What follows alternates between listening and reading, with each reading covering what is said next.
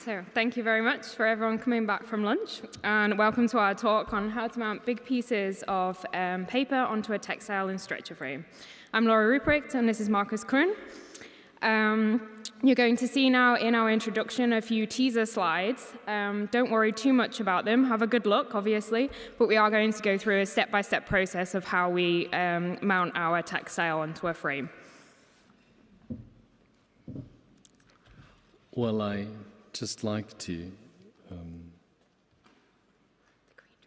the green one.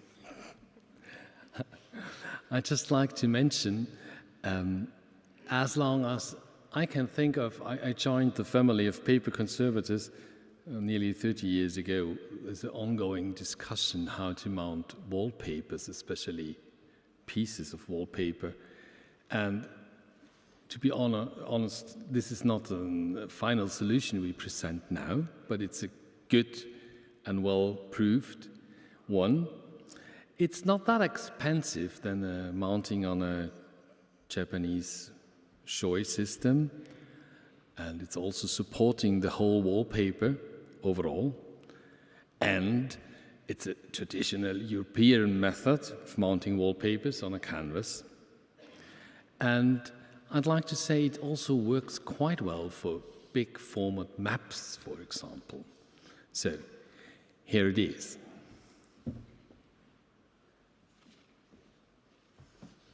So in recent years, we've mounted numerous strips of wallpaper, large maps and drawings onto a textile, and later stretched onto aluminium wood composite frames. We're able to gain a lot of experience and refine and standardize our method. We installed numerous panoramic wallpapers using this process, namely for the German Wallpaper Museum in Kassel. We'd like to talk you through our process.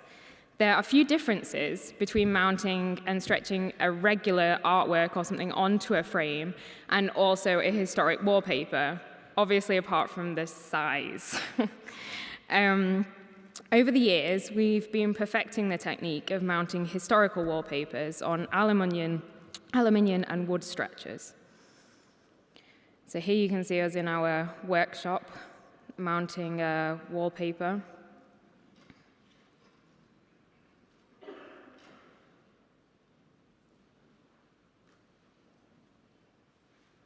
Oh, this is one of the many hazards of wallpaper conservation, at least in our workshop. I can't tell you how often we have to fish out one of those from a bottle of paste. Anyway, moving on from that horror.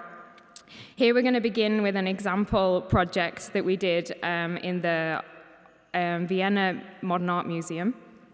Our frames of choice are aluminium wood frame construction, which are extremely lightweight and also very strong.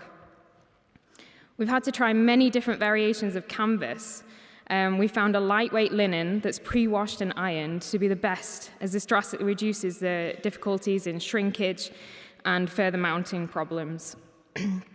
We use an organic certified linen from the Austrian weaving mill Viehbuck, which I said right this time.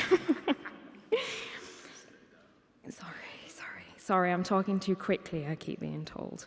So, however, even though this is pre-washed and ironed, it's still very important to check how it reacts when it is exposed to water, because it is a fabric and so it will shrink.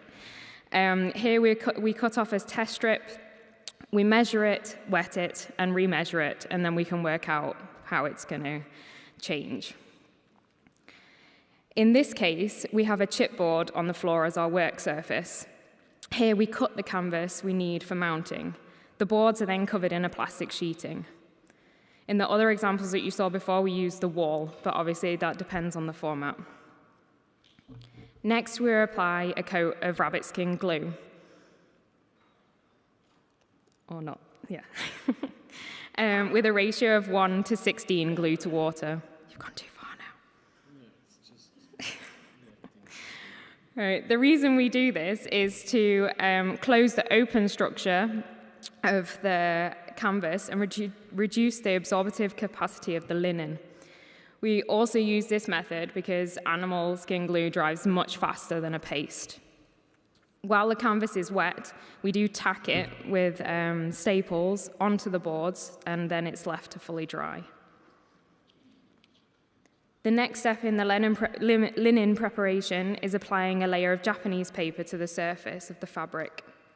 For this, we use Textile MH300. Once this is dry, the Japanese paper is lightly sanded to make sure that there are no imperfections in the surface. Once this is done, the textile is then ready for the original. We've tried numerous types of paper for this base lamination layer, which covers the canvas, such as archive paper, poster paper, Chinese paper, everything that we could think of, which did not always work well, I will admit. But in the end, we found that machine-made Japanese paper from a kozo fiber is the best because it gives the best and most reliable and secure bond between the paper and the canvas. Here you can see the original object that we want to mount onto the linen. In this case, it's a work of art in the form of a wallpaper by Renee Green titled Commemorative Toil, which was made sometime between 1992 and 1993. We lay the object face down on a holotex. Then we need to start the expansion process. To do this, we spray the original with water and then leave it for a little while. Next, we apply the paste to the backside of the original, and here we've used cellulose MH300 as well. Once the paper has expanded, we lay a sheet of holotex on the backside, which obviously has to be done with a certain amount of style. This is law, by the way, when you're in your own ateliers. The extraordinary dimensions of this piece, which is more than 5 meters long, meant that we needed an extraordinarily amount of hands, 16 to be exact in this case. And it was the whole art and handling team of the Modern Art Museum in Vienna. We did do several dry runs as well before we let them pick up the wet original, just in case anyone was panicking.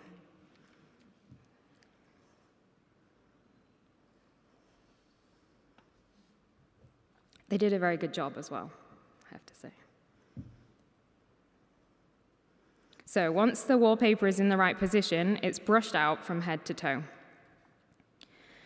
The canvas with the wallpaper is then stapled to the chipboard for drying. Once the object is dry, we can take the final measurements to be able to order the frame, which is then assembled. When the frame's ready, we cut the linen with the wallpaper from the boards, leaving enough canvas for mounting. The next step is the humidification of the wallpaper on the canvas. Here we're using the following humidification chamber construction. Firstly, a layer of plastic sheeting, followed by wet towel fabric, which is the layer providing the humidity. On the wet fabric, we lay a Poroflex fleece, which is a PE non-woven material without any capillary power. On top of this is a layer of Holotex or parafill, which is the cheaper option. Then comes the original face up, followed by a final layer of Holotex. Finally, a layer of thin plastic sheeting to cover everything. The wallpaper will need around 1 hour to 2 hours relaxing time in the humidity chamber. We'd like to add a warning here, do not leave it any longer than that. We've tried this many times and would strongly recommend not doing it. Then we slide the frame under the original, lifting it slightly, allowing the wet towels and the Poroflex to be pulled away. Then we orientate the sides, paying special attention to the corners. The original is then fixed in the middle on each side using a staple gun.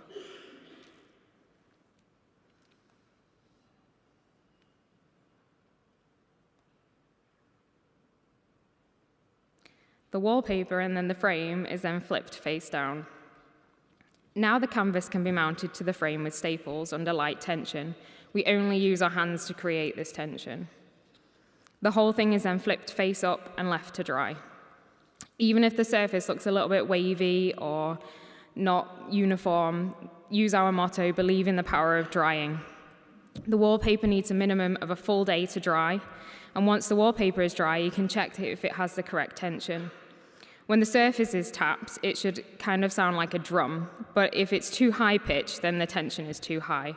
And if it sounds more like a bass drum, then the tension is pretty much perfect.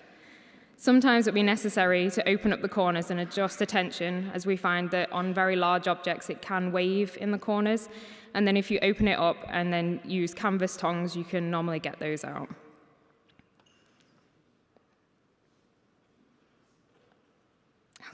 So the smiles say it all, don't you think? This was a success. So we'd like to thank you all for your attention and hope you've enjoyed the show. Thank you. A special thank to Karin Steiner, which is here from the MUMOC. It was such a nice time with you.